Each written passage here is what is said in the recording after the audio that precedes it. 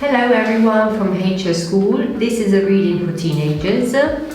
Today we'll be reading The Amazing Adventures of Ulysses, and we'll be reading chapters 3 and 4.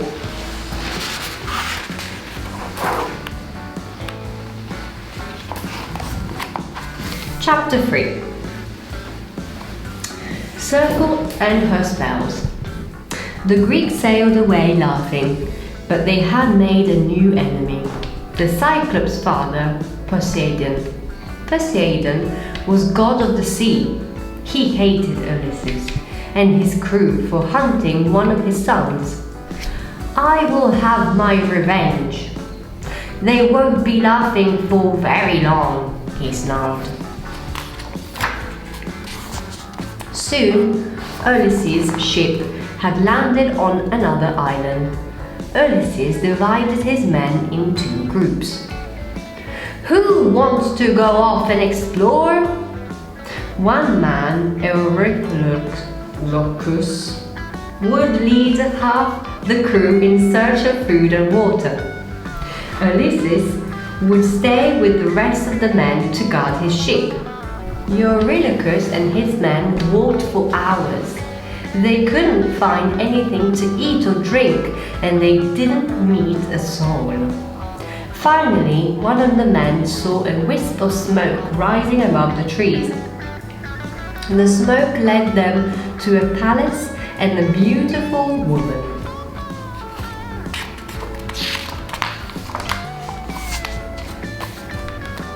The woman led them into a grand hall. A feast was laid out on the table. "You are my guests," said the woman. "Please eat. Cheers!"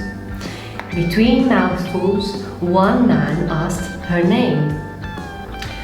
"I am Zeus," she said, and filled the men's cups with wine.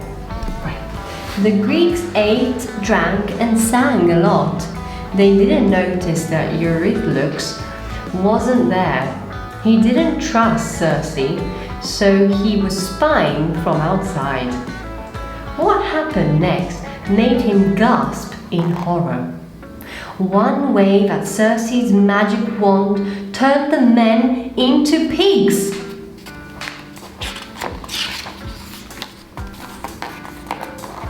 Eurylochus raced back to the ship. He told the others what he had seen. "What did you say? Our men are now pigs!" Without delay, Ulysses set off to rescue his friends.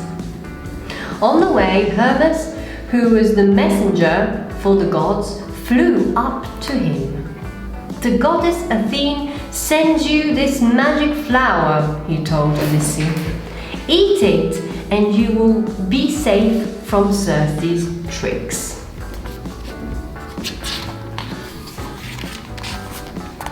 At the palace, Circe invited Ulysses inside for some wine. Behind his back, he poured some poison into his cup. "This will fix him." Ulysses drank the wine.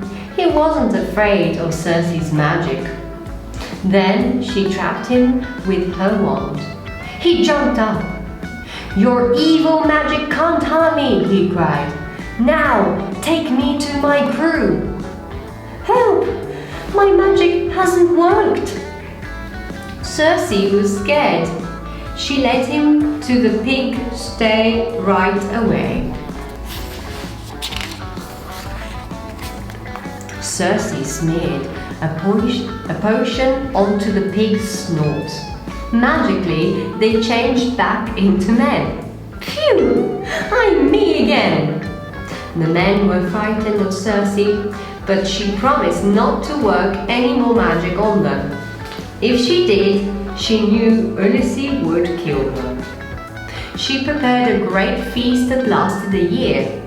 The men from the ship came to join in too. "I wish you could stay forever." When the men decided to go, Circe was very sad. She had fallen in love with Ulysses, but she gave them food and warned them of dangers that lay ahead. Chapter 4. The Bewitching Siren. I spy another ship. The Greeks' next challenge was to sail past the Sirens' island. This was trickier than it sounds. Sirens are sea nymphs who bewitched passing sailors with their beautiful songs. Men would sail closer and closer to the island until they wrecked their ships on the rocks and drowned. Follow that song! Circe had warned Ulysses about the sirens. He knew just what to do.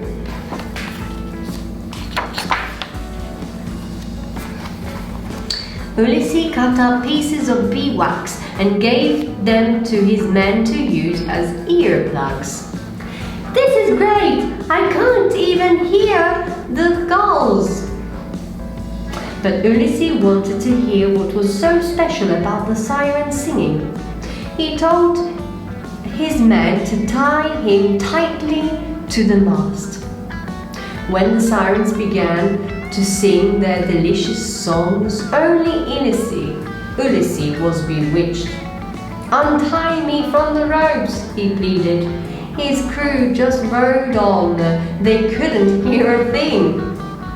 How rude! The sirens were astonished to see the Greek ship sail straight past their island.